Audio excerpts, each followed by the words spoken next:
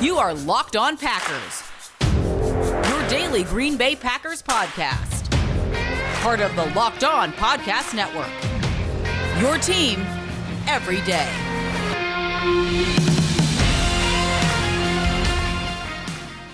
Welcome inside another crossover edition. Locked On Packers, Locked On Rams for the matchup of the Thanksgiving weekend. Packers-Rams. It is the national game, and I am here, Peter Bukowski, host of Locked On Packers. Joining me, as always, is Sosa Kremenjas, Locked On Rams, as always when we do these shows, of course. And Sosa, we have such a fun matchup to talk about this week, and I'm really excited to dig into this LA team because they are the proverbial all-in team, right? They make the move for Von Miller, they make the move for OBJ. And we only really have a one-game sample size of what that team looks like. It was 2 weeks ago, and it didn't go great. Give me the current state of this Rams team. Yeah, so like you mentioned, it's kind of a weird dynamic with this team right now. The Rams looked great, a few weeks ago. A lot of people had them as the best team in the NFL. We had them as the number one team in our power rankings as well. And then they kind of go into this weird little slump where Tennessee kind of takes over and makes them look terrible one week on primetime Sunday Night Football. A week later, once again on primetime football, again on Monday night this time, look maybe even worse against the San Francisco 49ers. So back-to-back weeks kind of left a bad taste in the mouths of really everyone. I mean, Rams fans are calling for Raheem Morris's head. I've seen Twitter talking about the season's over. There's nothing left to play for. They're not a championship caliber team. It's bad right now in Rams circles. I'll tell you that. But, in general, I think they're still all right. I mean, you look at, you talk about being all in. One of the reasons I think they should see some positive returns going into the second half of the season here is, well, last week or 2 weeks ago, Von Miller, Odell Beckham, your new two additions, they couldn't really bring anything to the table for you for the most part. Odell hardly plays in that game. I think he played like 15 snaps in totality. Right. And he had, the idea of 4 or 5 plays there where they kind of tried to get him involved, but there's only so much he can do. Von Miller, on the other hand, played a lot, but in general, I mean, they were just getting rain all over. So you can't even see the returns in terms of what he can bring to your pass rush. So now they've had a week throughout the bye week to sort of get that game plan down, get some of that playbook down, learn how to ultimately play in these systems. And still, it's not going to be perfect. It's still a little bit early. I think you won't really see the full returns of these guys until we get closer to, mid-December, end of December. But in general, the Rams got to be desperate right now. I think, they're going into this game against a really, really good team, arguably the best team in football right now. One of the teams that, they could meet when it comes to this late NFC matchup into the playoffs, like I mentioned. And so, it would be nice to have the tiebreaker here. I'm sure both teams want it when it comes to playoff seeding, but not just that. The Rams are really desperate right now. They're coming off 2 back-to-back ugly games. I don't know if they can afford another loss. If they do, I think it's going to be very, very hard, maybe impossible for them to even catch up to the Cardinals, who are currently the first seed in the NFC West. Yeah, the Rams are 7-3, and if they were in a different division, would have a chance to be, that 3 or 4 seed, but they are not. They're in the Cardinals division, so they are struggling for playoff position right now. You mentioned the defense, and I want to dig into that a little bit more. The last time we saw this team play 31-10 against the 49ers, they gave up 156 yards on the ground the week before. Tennessee, if I'm the Packers, and we know David Bakhtiari, and we know Noel Jenkins, my thought is, okay, run the ball, much like they did in the playoff game, and be patient, hit those shots later in the game when they come up. In terms of the tweaks that the Rams could make, how do you see them trying to adjust here? Because they don't have tremendous depth along the interior of their defensive front, and their defensive ends, while disruptive, Floyd and Miller, in terms of their pass rush ability, they're a little undersized, and the run defense looks like a way to go after them a little bit if possible. So what is the counter there for the Rams? Yeah, so like you mentioned, I think there's a lot of areas where they're susceptible right now. And that's part of the issue, is they don't have that same kind of secondary that they had last year, or even the front, right? They can't really have those light boxes like they had last year and still materialize into this top tier run defense and, prioritize stopping the pass. And we saw the Packers kill them in the playoffs when it came to it. If it was too high, two safeties back there, Rodgers was happy to check into a run, and they were going to take their 7 to 10 to 12 yards. And when they try to kick a guy down and load that box a little bit, they're going to go over the top and attack the weak link in Troy Hill last year. So that's what worries me right now when you look at this matchup is Aaron Rodgers is a guy who's been in the NFL for a long time. He's very smart, very cerebral. He knows where he wants to go with the football. He's not going to attack Jalen Ramsey every play. He's very smart. He's going to go for the weak link in that secondary. So what the Rams can do here, well, I think they're in a little bit of trouble. I guess it's really going to depend on, is Aaron Jones going to go in this game? Is it going to be a full dose of A.J. Dillon, which I want to say is a little bit easier, but at the same time, how do you tackle this guy? He's breaking tackles every time he touches the ball. So I think it's just one of the areas where they're a little bit weaker in terms of the run. The linebackers, not that good. The off-ball linebackers, the second level, those guys don't have that much ability. The front, I think, is a little bit better. They do a good job of eating up double teams, playing that, gap and a half technique, as they call it. But at the same time, I just don't think this defense is on the same level as last year. The secondary has looked susceptible in the past couple of games. You look at the run defense, a couple of games where they don't look great. So they haven't put it all together yet. That's presumably why they bring in a guy like Von Miller to kind of boost that unit a little bit. But I do think there's going to be areas for the Packers to really have success here on offense. If I'm the Rams, I'm probably going to allow them to run the ball as much as possible because I would do anything to stop Aaron Rodgers from killing me in one snap. But really, you got to kind of pick your poison in this matchup. Yeah, and I was looking at the numbers since week one when the Packers obviously had a debacle against the Saints. By EPA per play, the Packers have a better defense than the Rams, which I frankly didn't expect because I just knew that over time the Rams defense had been pretty good. The Football Outsiders are good. Those numbers are good. The EPA numbers, they're still a good defense. They're just not as good as they were last year. It's also true in the secondary. Jalen Ramsey is an incredible individual force in the secondary, but this cornerback room is not playing the same way they did last year. What's going on there? Yeah, so, like you mentioned, I talked about it on Twitter as well. It's kind of weird that Joe Barry, former linebackers coach for the Rams, assistant head coach, goes to Green Bay, and now he's got a better defense than the guy that replaces, Brandon Staley, formerly with the Rams, now in Raheem Morris. So kind of funny. I brought up the idea that maybe it's time to have the discussion where the Rams better off just keeping a guy like Joe Barry or, maybe promoting someone else that they let walk, like Aubrey Pleasant, a cornerbacks coach who's now in Detroit, his hometown. So a little bit of an up and down performance. Like I mentioned, I don't know really what to even make of this defense. Now, in terms of the secondary, like you mentioned, it's a big part of the reason why they just haven't been as good. Jalen Ramsey, I think we all know who he is as a player at this point in time. The guy is the best corner. In my opinion, I think Packers fans might have a different opinion. I know we had kind of this battle last year. He's playing right now, so we don't have to have the conversation. He is right now, I think, the best corner in the NFL, but Jair Alexander hasn't been on the field in a month and a half. So we're fine saying it right now because Ramsey's playing and Jair's not. Yeah. So we had that discussion last year. Either way, two incredible players, right? In my right, I think this guy, best corner in football. He's going to do a lot of different things, but partially, I just don't think they use him very well.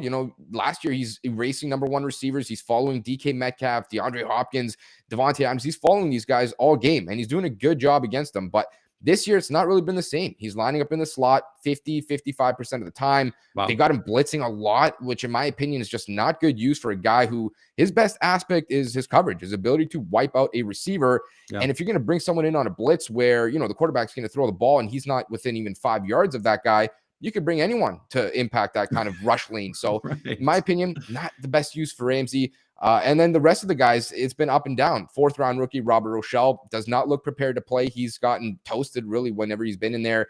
David Long Jr., former 3rd round pick out of Michigan, has not looked good. He's gotten benched. He got benched all the way back in week 4 against the Arizona Cardinals.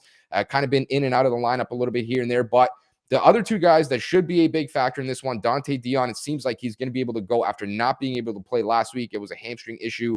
And Darius Williams, who last year played like a Pro Bowler. This year, inconsistent, a little bit up and down. I think part of the reason here is schematic. They're playing a little bit off the ball, not really up in the face of receivers, not getting overly physical. And at the same time, I can't blame them. I don't think they have the same kind of help over the top as they did last year. They do lose John Johnson in free agency, of course, to Cleveland. Yeah. So, there's a little bit of a schematic issue there, a little bit of a performance issue, and they're just not as good as last year, like you mentioned. I don't really know that they can get back there. I think they could do much better than they've shown. And right now, it seems like they probably will, for one of the first times this season, have their best trio at corner. So we're really going to see, how these guys can fit together in Ramsey, Dion, and Williams. I'm really concerned. But at the same time, I'm also really excited to see, how these guys can perform together. Yeah, and it comes at a time when Marquez Valdes-Scantling is coming back and coming off his best game of the season. Devontae Adams is Devontae Adams. We'll see if Allen Lazard can go in this game, but Randall Cobb is still in the mix. Equinemius St. Brown. This Packers offense looks pretty deep. My expectation is, the last time they had to start Josh Nijman in one of these big games against a front that could get after them, and we're going to talk about this, I'm sure, is they went a bunch of empty and just said, okay, we want to be able to help. We want to be able to chip with the tight end in the slot and do it that way. We'll see if that's the same approach that they take. Quickly here, Matthew Stafford. He starts out like a house of fire, right? And then the last few weeks against the 49ers, against the Titans, it wasn't like the Titans offense played great in that game. Matthew Stafford turned the ball over a couple times, and that ended up being the difference in that game. So with the bye week, with another week of OBJ to get acclimated, although they don't get, I think we overrate the bye week sometimes because they don't get an extra week of practice. They don't. Yeah. They get like an extra day and a half of practice because the guys are gone for most of that week. But he still has a chance to be in the playbook, that kind of thing. How do you get Matthew Stafford back to playing the way that he was early in the season? Or is this just, this would be my take, is this just who Matthew Stafford is? Some weeks he's going to look like an all-pro, and some weeks he's going to look like Matthew Stafford. Yeah, that might be the case. You obviously have more familiarity with the guy than I do. But in terms of what I've seen, I was really excited, obviously, through the first 7 or so weeks, looked great. Right. And then the last few weeks, I kind of chalk it up to, of course, Matthew Stafford not playing well, but it's been a lot of compounding issues, man. Against the Titans, you look at the offensive line, they looked awful. They were getting killed every snap. The next game, the best players on your offense are dropping passes. Cooper Kupp on third down, kills a drive. Tyler Higbee on third down, kills a drive. Tyler Higbee on another third down, goes in his hands, out of his hands, pick six. So, it's a little bit of Matthew Stafford. He needs to play better. A little bit of everyone else on the offense. They need to play better. But at the same time, if I'm Sean McVay, I'm getting under center a little bit more. I'm not going empty all the time like they always want to. I'm trying to run a little bit more play action. I think these are a lot of the things that, these offenses, the Rams, the Packers, they're kind of based on. And the Rams have gotten away from it a lot these last few weeks. And I can't blame Sean McVay. It's worked throughout, the majority of the season. But at the same time, I think it can kind of get a little bit stale every now and again. So I would like to switch it up. But all in all, it's been mostly positive for Stafford, coming off 2 bad weeks, though. All right, a lot more to get to on this crossover edition. It's Thanksgiving, and we all know what that means, football. And nothing goes better with football than turkey and betting. Maybe a little stuffing, a little gravy on there. BetOnline has you covered all holiday season, more props, odds, and lines than ever before. BetOnline is your number one spot for all your sports betting action this Thanksgiving. The games some of them are truly terrible. We're going to get Andy Dalton against Tim Boyle. And all due respect to the Tim Boyle Laser Show, that is not a great way to kick off your Thanksgiving. But if you make money on it, I don't know, pretty good Thanksgiving for me. Head to the new updated desktop or mobile website to sign up today and get a 50% welcome bonus with the promo code Locked On. And it's not just football. BetOnline has pro and college hoops, NHL, boxing, UFC, even your favorite casino games. Don't wait to take advantage of all the amazing offers for the 2021 season. And don't wait to take advantage of Tim Boyle starting at quarterback. You got this. Come on. BetOnline is the fastest and easiest way to bet on all your favorite sports. BetOnline, we are stuffed with deals this Thanksgiving. Go take advantage. Now we're going to flip the tables here. Peter is going to get some questions from me now. We're going to pick up with this crossover where we left off. Before we dive into that, we always want to thank you guys for making Locked On Packers, Locked On Rams your first daily listen every day. So now, Peter, we talked about the Rams, where they're kind of sitting at here, coming off the bye week. Formerly looked like one of the best teams in the NFL. Now maybe look like a team that isn't even going to be able to win their own division. But when you flip it to the other side of the table here, I watched the game last week, the Packers, the Vikings. It was an amazing game. I mean, as a neutral fan, as a guy who just wants to watch good football, very thrilling. But at the same time, a little bit concerning when you look at that secondary with how Kirk Cousins performed. I know a lot of people rag on the guy, but he's a relatively solid quarterback. He's, league average, we'll call, maybe even a little bit better. I'm one of those people who rags on the guy, but go ahead. Yeah. I mean, we all do at some points. We all kind of like it, I feel like. But at the same time, they look good. And that passing offense was clicking. So when you look at this secondary, we talked about it in the first segment a little bit. No Jair Alexander going into this game. And obviously, he's been sidelined for quite a while now. What does this new secondary look like? Are there concerns with how they're going to kind of stop the pass moving forward, and especially against this Rams offense that has looked good for the majority of the season? Yeah, it's going to be fascinating to see how Sean McVay handles this, because the way to attack this Packers defense right now, I think, is to spread them out. Because if you have to play dime, or if you have to play their big nickel with Henry Black at safety, Henry Black struggled last week to handle Justin Jefferson. The Vikings put out a very creative package. Justin Jefferson in the backfield. The Packers didn't match him with a corner. They had him with a safety, and Justin Jefferson predictably cooked their backup safety. Like, that's just going to happen no matter who is out there. And most teams do not have a third safety that can cover Justin Jefferson one-on-one. The Packers benched Kevin King last week. He had previously been in a rotation with Russell Douglas as he worked back from health. Russell Douglas has played well for the Packers this season. Eric Stokes, the rookie, has played really well for the Packers this season. Still has some issues finding the ball in the air. He's given up some big plays to the elite receivers down the field. So I would expect that would be an area where they would target Stokes, although he was terrific against Tyler Lockett in that Seahawks game. So their safeties are excellent. And Darnell Savage, I mean, you said you watched the game. Darnell Savage had an interception that was called back on penalty, had an interception that he just barely couldn't complete the catch on, and then had an interception that Adam Thielen made a great play to knock out of his hands. I thought Cousins threw at least one more interception that Stokes was not able to get his hands around in time to make the play on the ball. So they are a ball hawking group. Before this last week, they had been the best secondary in the league when targeting receivers. Field Yates had some great stats about it. And that's without Jair Alexander for most of the season. So it is hard to target them specifically because of how Joe Barry handles this defense. They mix coverages a lot. He likes to play one kind of coverage on the other and a different on the backside. Or he'll disguise the way that we saw Brandon Staley last year. It looks like too high. You bring a safety down, it's cover three or it's man free or whatever it is. They're not relying on those disguises to trick quarterbacks necessarily. They're just playing really solid, fundamentally sound football. And I think that's the thing where you can elevate beyond the sum of your parts. The whole can be greater than the sum of its parts when you play disciplined football. And that's what they've done.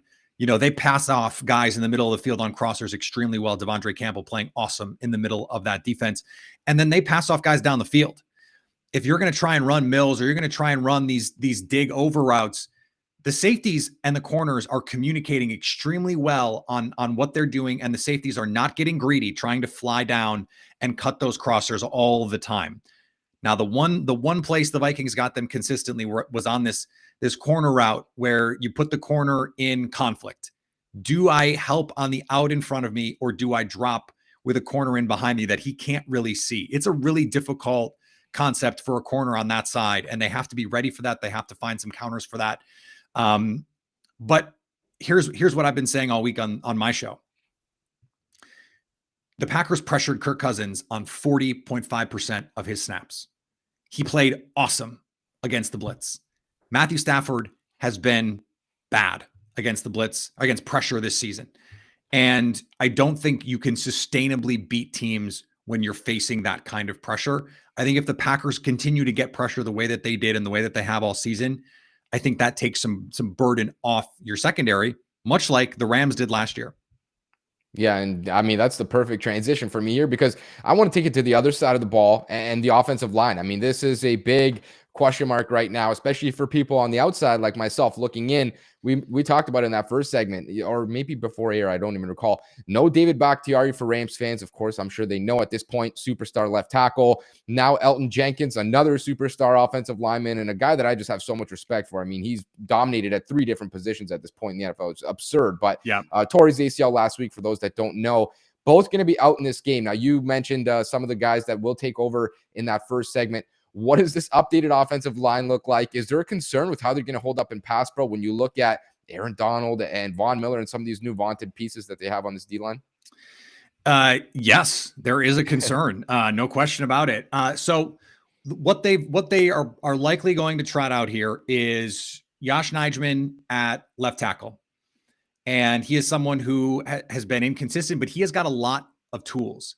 And I was just pulling up the Pro Football Focus numbers. If you actually take his grades, he is having a better season by Pro Football Focus's numbers than Billy Turner, the right tackle, than DJ Humphries, the left tackle in Arizona, who they just paid a bunch of money, than Isaiah Wynn in New England, and then better than Penei Sewell in Detroit, better than Eric Fisher in Indianapolis.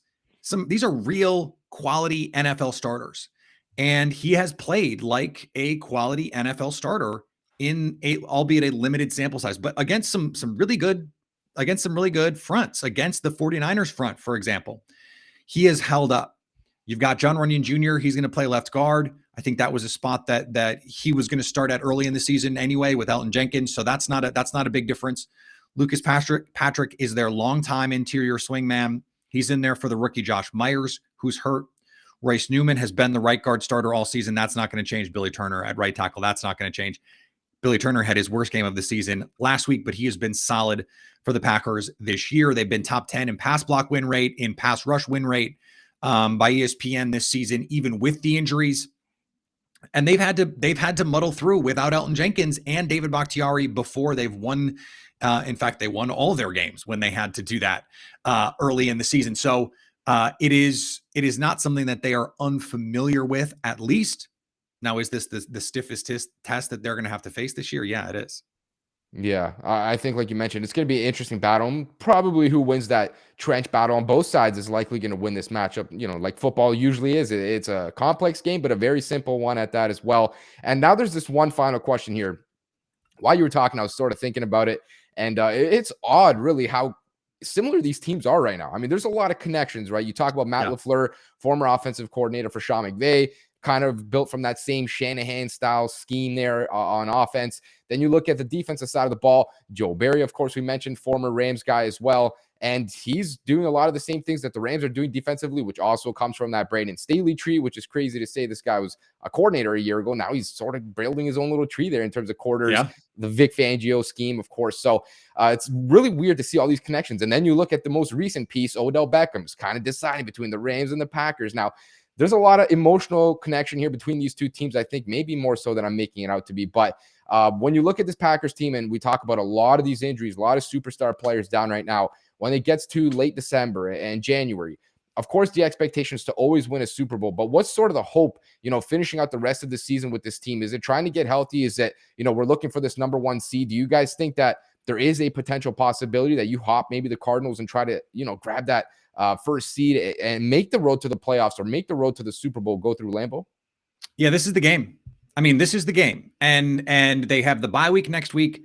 I think this is going to be one of those kitchen sink games because the Packers understand what's at stake. It's not as if the Cardinals are facing some daunting task coming in to finish the season. They've got Chicago, they've got the Rams, they've got the Lions, they've got the Colts, they've got the Cowboys, they've got the Seahawks.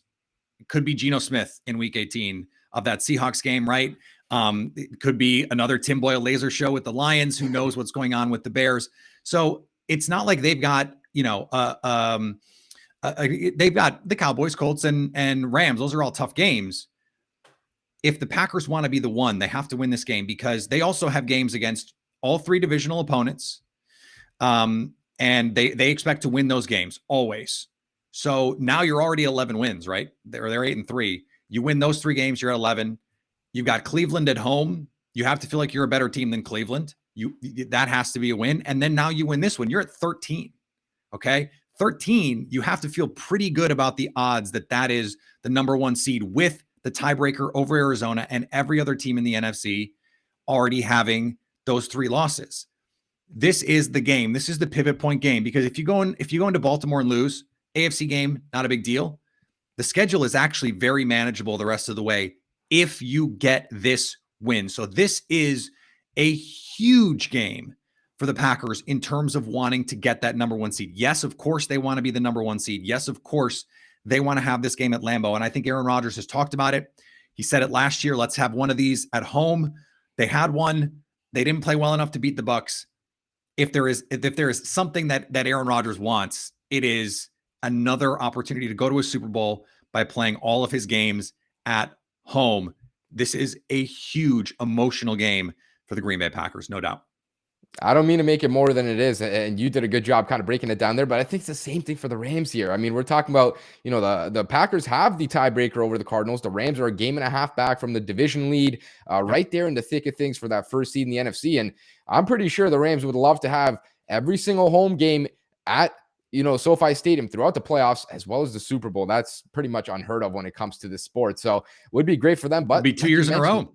Yeah, it would be. But it all begins this week. I mean, this is a huge game. Yes, it's just one game, but someone here is going to win this game, presumably. I hope it's not a tie, and hold this tiebreaker when it comes to this late season, seeding playoff lookout. And ultimately, this is a good matchup for both teams. Both teams want to get to a Super Bowl. That's the expectation here. And this is going to be a good barometer to really find out, I think, where both teams stand. Going into this Thanksgiving slate, it's going to be really fun to watch. Like you mentioned, not the best games. I even heard someone say, listen, don't eat before you watch the Chicago Bears Detroit Lions game. It might not end well. It's a little bit rude, but I'm going to enjoy football anytime it's on. So if you guys are watching football, which I'm sure you are, make sure to get that nice meal in. And if you want to have a dessert, you should go try a Built Bar, man. These guys make the best protein bar on the market. Trust me, I've tried every protein bar you can imagine. Some are chalky, some are waxy. Some don't taste good. Some don't even have any protein in them. 8 grams of protein, that's not much. When it comes to these guys, they do it entirely differently. It's more than just eating a protein bar. It actually tastes like a candy bar, and it's honestly more of an experience than anything else. They're soft. They're covered in 100% real chocolate, and when you bite into it, you know that it's very different compared to any other protein bar. The Built Bars, they're low in carbs, low in calories, low in sugar. They're high in protein, and they have all the healthy benefits on top of just being purely delicious and a bunch of different flavors. Actually, this month, Built is coming out with limited time flavors every 3 to 4 days. So if you guys want to go check them out, you absolutely should. Some of them are incredible flavors. I actually just got to sample a few of them. Really delicious. So if you guys want to get in on some of that, go to built.com and use the promo code LOCK15 and you'll get 15% off your order. Use the promo code LOCK15 for 15% off at built.com. All right, let's finish up this crossover. Of course, we'd like to thank everyone who's listening, especially those of you who are making this your first listen of the morning. Locked on Packers, Locked on Rams. So this is a game that the odds makers think is going to be very, very close. Packers are 1.5 point favorites as we sit here. And I was looking at the numbers. I thought that was an interesting number, right? It's a very weird number, traditionally speaking, but the home field advantage is dwindling in the NFL. In fact, over the last 2 or 3 years, the road teams are winning more games than the home team. BetOnline actually has this as a pick right now. This game opened at Packers 1.5, but ESPN's FPI, the Football Power Index, has the Rams as 0.6 points better on a neutral field than the Packers. Home field advantage is more like, with the odds makers, I think 2 points. And so if you add those, 1.5 is the right number. I think 1.5 is the fair line in this game. And I think it's going to be a game that comes down to a last possession kind of situation, a field goal, a defensive stop, something like that. If you're going to distill it into one key, if the Rams do this or the Packers do this, what is that thing?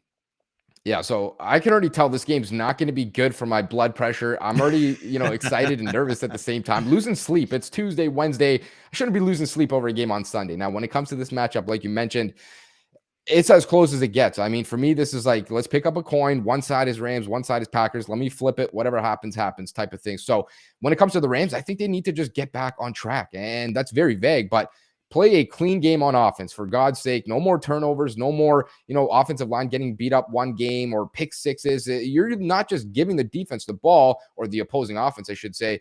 You're spotting them points. I mean, there was back-to-back games with pick sixes there. I haven't even seen anything like that. And I watched Jared Goff play for 4 or 5 years. So just odd, very strange there. But the Rams need to play a clean game. Defensively, I think we know what to expect. They're not going to be the best defense in football. They regressed big time. We expected that. I said they were going to be top 10 to top 14-ish. It's exactly where they are. So right. You're going to get beat. You're probably going to give up 25, 30 points. That's probably what we can expect here.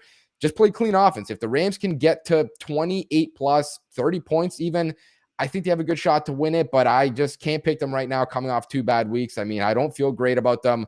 I do think, I'm probably on the optimistic side compared to most people. I do think they will get back on track here, but you're traveling in Lambeau, and yeah, sometimes that might not be a big deal for, Matthew Stafford when he was in Detroit. They're used to cold weather, but California and, Lambeau, not exactly the same kind of weather there. So I'm not saying, they're soft, they can't handle the cold, but I just think it's going to be a lot for them to overcome. They're coming out of the bye week. They might be rusty. They always say bye week, you get a chance to do this. Well, more often than not, you're coming out looking bad for a quarter or two. And I don't think that you can afford that against this kind of an offense. So I'm going to pick the Packers in a close game.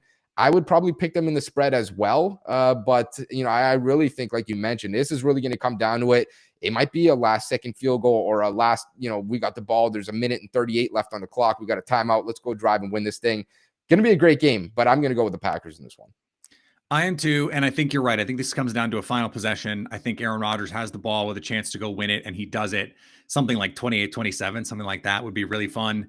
31-30. I mean, like this is like less than a field goal feels like the right outcome for this game, and I think it's going to be awesome. I'm going to be there at Lambeau Field with my family. I can't wait, and I can't wait to talk about it again next week. So this was awesome, man.